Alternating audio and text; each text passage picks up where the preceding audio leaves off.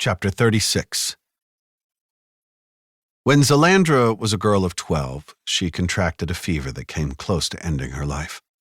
When the disease reached its critical phase and her young body was racked with chills and delirium, her parents wrapped her in woolen blankets and laid her upon a couch on a balcony overlooking the grounds of their estate.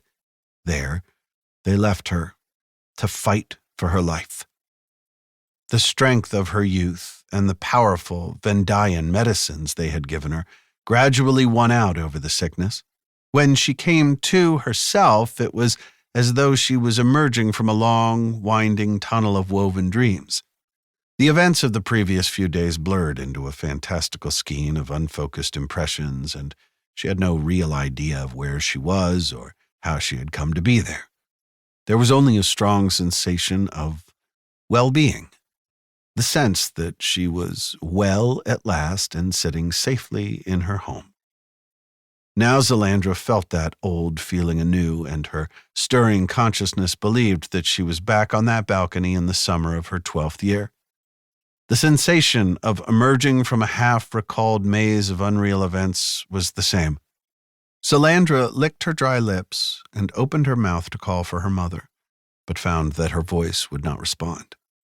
As her vision began to clear, she noticed that someone was speaking to her in a familiar voice.